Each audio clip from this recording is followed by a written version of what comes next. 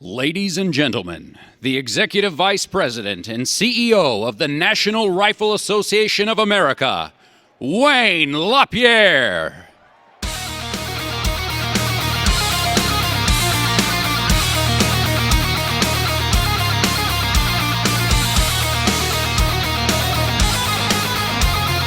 Hey, thanks so much. Thank you very much. Hey, it's great to see all of you, and it's really great to be here with you today. We're all here for one reason, and you know what that is. We all care about America. No matter where you come from to be here today, or how you made it to this room, we all gather here just as patriots have always gathered in our country, united in our love of country and perseverance of our great freedoms. This is the year we make a true and honest and real difference in this country, between more freedom and less, between a greater nation or not. You know, Justice Scalia, that's the type of difference that Justice Scalia made. With eloquence, Justice Scalia defended the fundamental freedom guaranteed to every American in a very real and personal way. He defended that liberty given to each one of us at our birth by our Creator. Justice Scalia, and I don't have to tell you this, you all know it, he was a monumental jurist, and he was a hero of American freedom. He was also an avid sportsman and shooter. And I'll tell you this, he was a darn good wing shot. He was also a true friend to America's 100 million gun owners and the 5 million men and women of the National Rifle Association of America. We all mourn him, and we miss him. The thought of President Obama replacing Justice Scalia is harrowing. But I'll tell you this, the thought of a next president putting perhaps 2 or more justices on the bench should scare the hell out of all of us.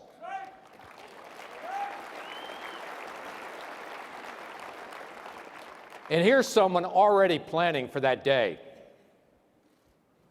Well, I'll tell you what, Dave, I do have a litmus test. I have a bunch of litmus tests because I agree with you. The next president could get as many as 3 appointments. You know, one of the many reasons why we can't turn the White House over to the Republicans again is because of the Supreme Court. Yeah, you got it. You know, Hillary Rodham Clinton couldn't pass a polygraph, but she's already got a litmus test. And you know what? She flunks both. We can't all sit on the Supreme Court and make the kind of difference that Justice Scalia made. But if we follow his simple advice, we can make an incredible difference, even change the course of our entire country in this next election. Here it is, real simple, in Scalia's own words.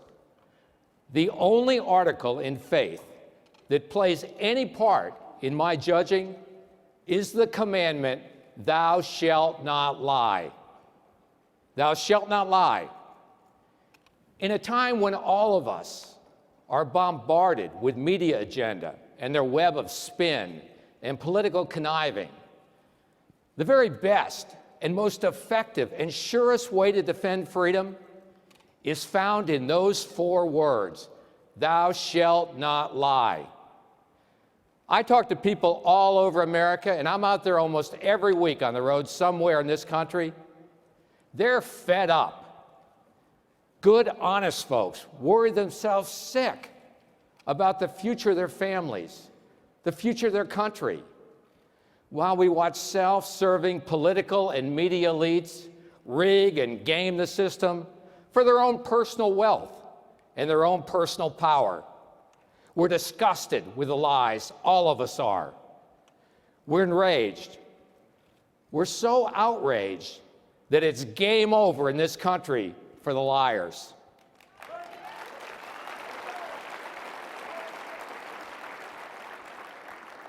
You know, this election year proves the rage of the American people to be real and to be powerful.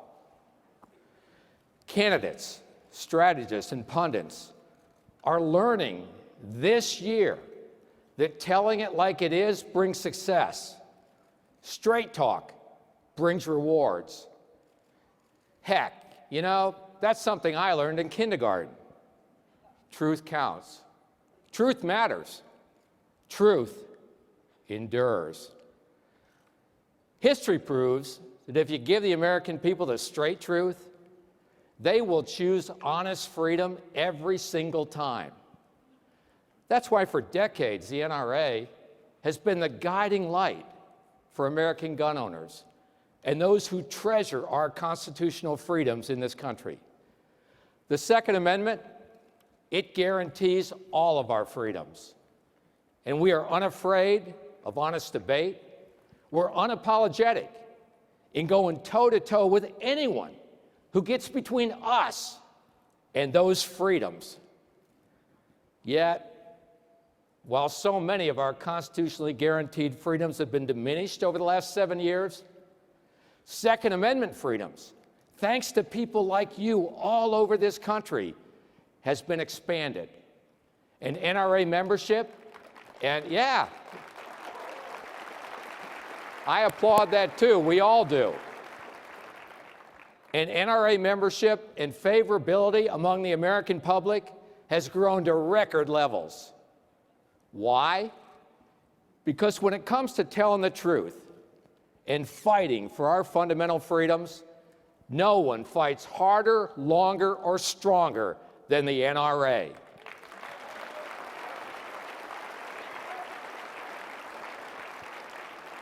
We do it together every single time. We speak the hard truth that no one else will. And when it comes to speaking out and defending those rights and freedoms that are ours, the NRA will never, and I mean never, back down. You can count on that.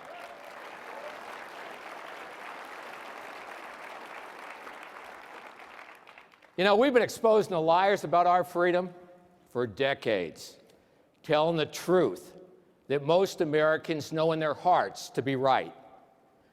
Let me give an example. Back in the early 90s, the Clintons pushed one anti-gun scheme after another, restrictions that only affected law-abiding people. So I debated then Congressman Charles Schumer back then on national television. Yeah, I know. He's a piece of work, isn't he? Yeah, always been. Way back then, I described our broken mental health system and argued that the records of those adjudicated mentally incompetent and dangerous should be included in a background check. Watch this old video and see if you can catch Schumer's deceit. Are you in favor of computerizing the mental health records of people into a national computer bank? You bet I am. Well, can we join hands on that and go to Capitol Hill right now? Will you shake on it with me? Because last year you guys were against it. That was more than 20 years ago. I know, it looks like it too, doesn't it? Yeah. You know, the congressman, he shook my hand, went back to his office, and then he did nothing. To this day, Schumer and Obama and Hillary Clinton have still done nothing, nothing, to ensure that the records of those adjudicated mentally incompetent and dangerous are part of the National Instant Check. But they sure try every day to restrict the rights of law-abiding people like all of you in this room today by imposing laws that they have no intention of enforcing against the bad guys. The NRA, we've always fought back, and we beat them back. And how do we do it? We do it with the truth every single time. President Clinton attacked lawful gun owners. He claimed the NRA was to blame for crime. We told the truth about crime and the politics of the Clinton White House. That the president, who let federal prosecutions of gun crimes drop to near historic lows, seemed willing to tolerate a certain level of violence to further his political agenda.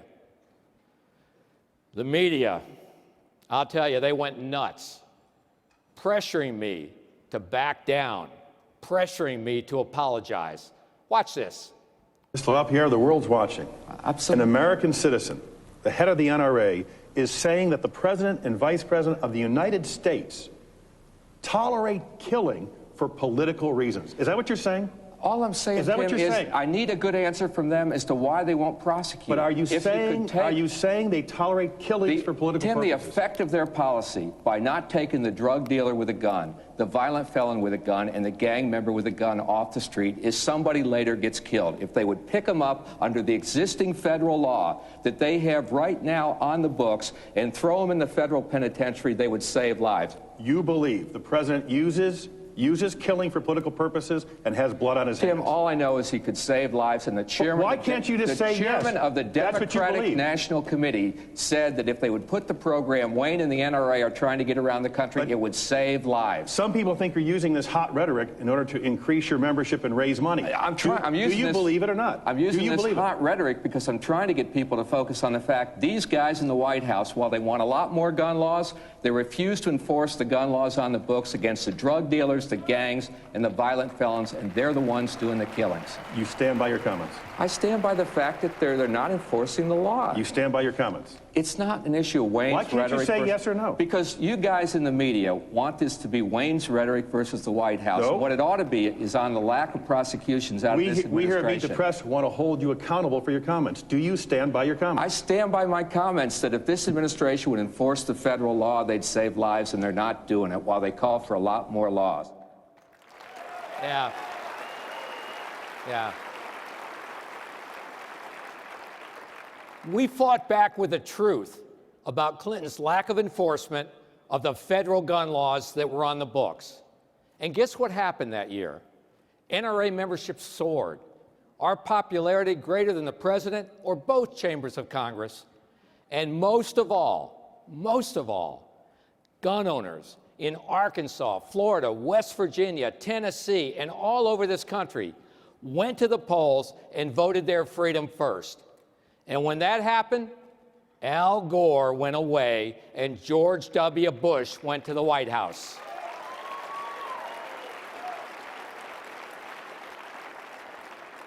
Honest debate matters.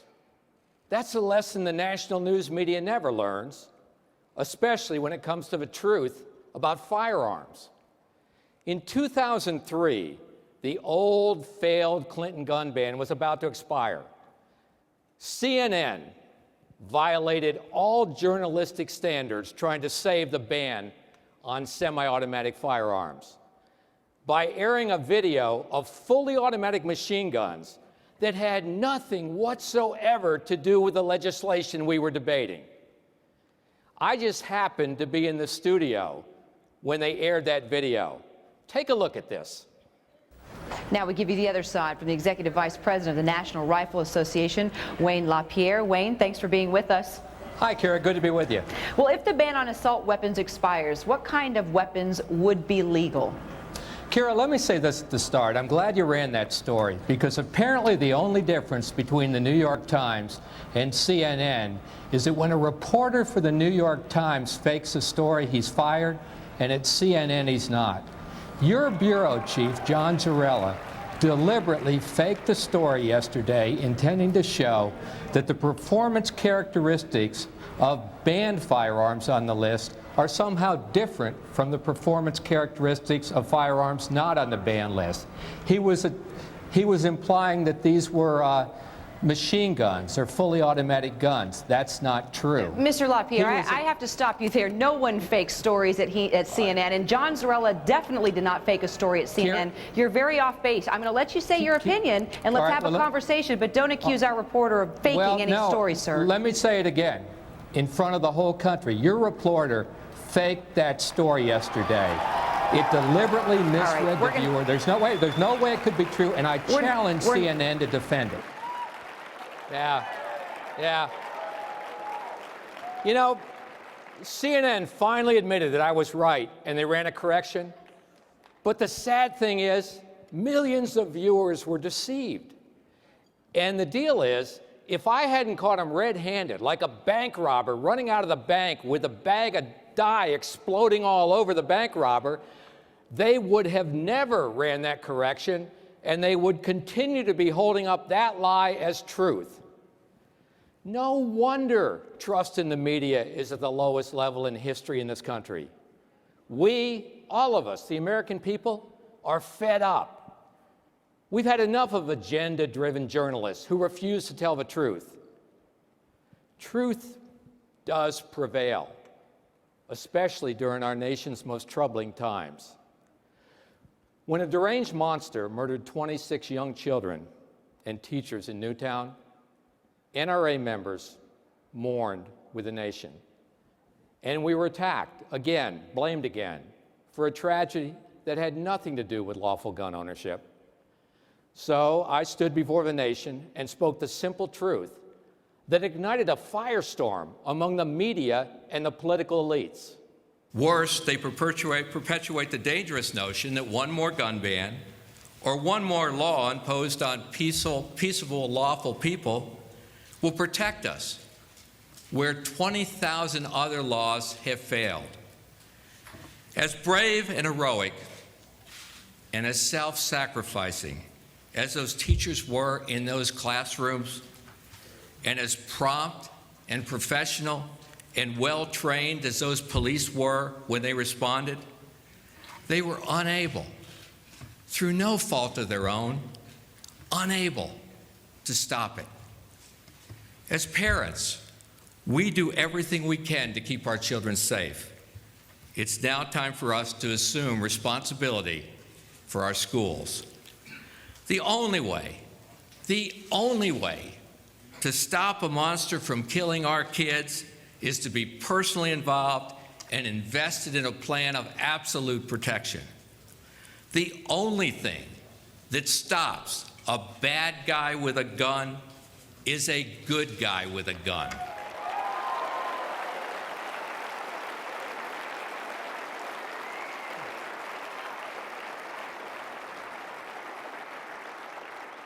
You know, that day, I simply and honestly proposed that our schools, our children, should be protected at least as much as our jewelry stores, our banks, and our sports stadiums, or maybe the Oscars in Hollywood the other night.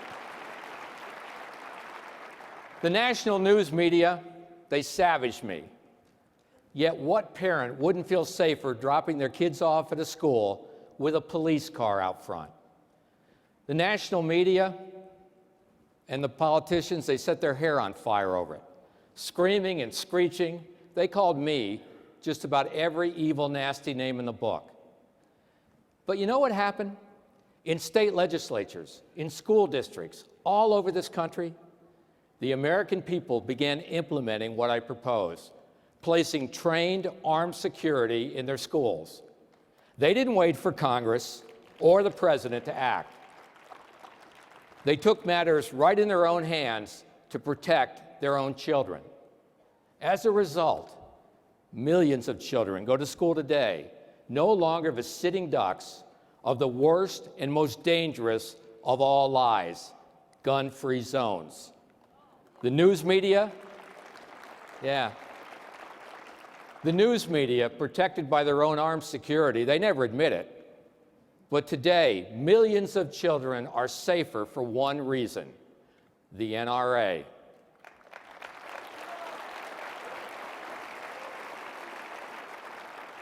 The overwhelming majority of Americans agree with the simple truth that the only way to stop a bad guy with a gun is a good guy with a gun. The politicians and the media be damned.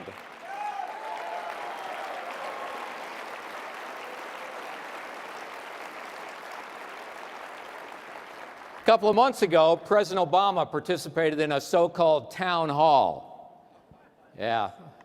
Denigrating lawful gun owners, attacking the NRA, and attempting to advance his own agenda.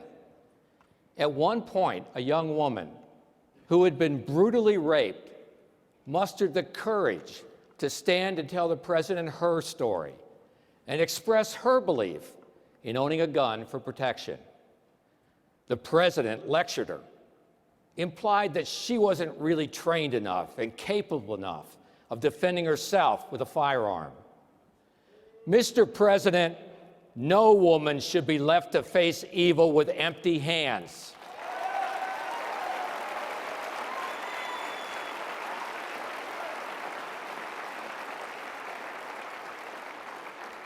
And to all of America's women, you aren't free if you aren't free to defend yourself. And if President Clinton, President Obama, let's not move ahead to, President Clinton did the same thing though. If President Obama, Hillary Clinton, or anyone else denies you that right, they don't really care about you at all. It's your right to protect yourself, and don't ever let anyone take it away from you.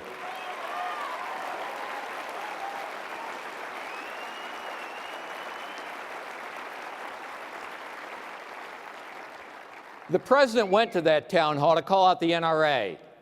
But I'll tell you, NRA answered right back. Take a look. That is why we won't get suckered into any of Obama's fixed fights. There's a reason why the NRA is not here. They're just down the street. You're saying you would welcome to meet with the NRA? Anderson, I've said this repeatedly. I'm happy to meet with them. I'm happy to talk to them. But the conversation has to be based on facts and truth. Mr. President, pre-screened questions that lead to your long-winded answers are anything but an honest dialogue. But I'll tell you what, I'll meet you for a one-on-one, one-hour debate with a mutually agreed upon moderator on any network that will take it. No pre-screened questions and no gas bag answers. Americans will judge for themselves who they trust and believe on this issue, you or the NRA.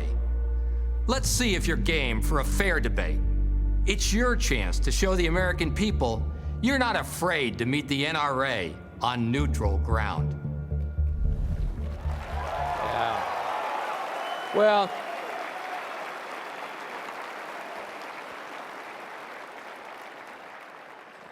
you know the deal. The president has yet to respond. And guess what? He's just down the street. Yeah. I wonder if he's afraid of the truth. The truth that during his presidency, and listen to this, because the American news media, they don't tell the American public this.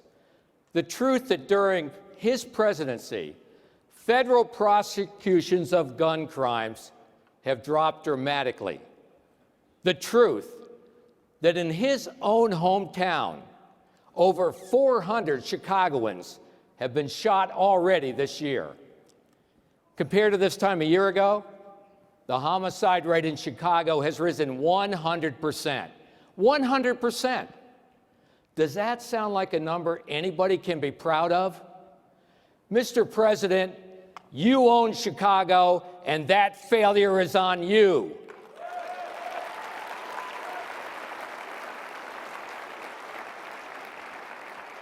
The Obamas and the Clintons and all the rest of them never get to seem the most basic truth. They never seem to get it. The most basic truth of all. Right there. You know what? I hung that sign on our building way back in 1993 when the Clintons ran the White House. Sad to say, 23 years later, as we sit here today in this room, it's deja vu all over again. Same old Clintons, same old message. It's the criminals, stupid. Don't you ever get it? President Obama, you know, he brags about what he accomplishes with a pen and a phone, but he refuses to pick up either and order his U.S. attorneys to flip Chicago upside down and prosecute every drug dealer with a gun, gang member with a gun, violent felon with a gun to the fullest extent of the existing federal gun laws. If he did that, that would save lives. That would make Chicago safer. But he won't do that. That doesn't fit his political agenda to attack the NRA, propel Hillary Clinton into the White House and destroy the Second Amendment and our personal freedom forever. It's dishonest, that's corrupt, and we Americans see right through all the Obama-Clinton schemes because we know a liar when we see one. We also know a political coward when we see one. You know, President Obama, he's never going to debate me on guns. His knowledge of that issue couldn't fill a thimble, and he knows it. I would clean his clock, and he knows it. So he'll keep hiding behind his podium in rigged appearances, like all the other truth-dodging politicians, and then he'll lecture us on what's wrong with our rights, while day by day, all over this country, more and more people grow more and more disgusted, enraged, and determined to just throw them all out.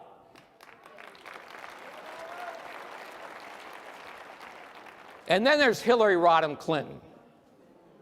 Yeah. She's been clear about one thing. She hates the Second Amendment.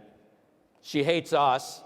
And she's coming after every single bit of our freedom. I will stand up to the gun lobby, and we will fight to get common sense gun safety measures. I will stand up to the gun lobby, and we will fight to get common sense gun safety measures. Ms. Clinton, if you want to come after the NRA, and if you want to fight over the God-given rights of America's 100 million gun owners, if you want to turn this election into a bare-knuckled brawl for the survival of our constitutional freedoms, bring it on.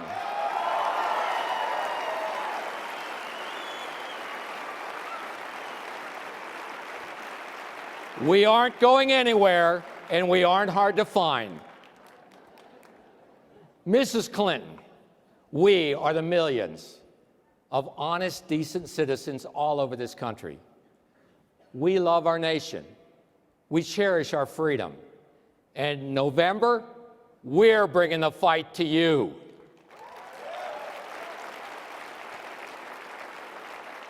All of us here today and all over this country have a common cause, our freedom and our future.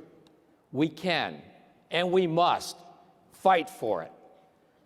Americans all over this country have declared that this election is not going to be about the politicians. We've decided that it's going to be about me. It's going to be about my life. It's going to be about my freedom. This is my election, and I'm taking my country back.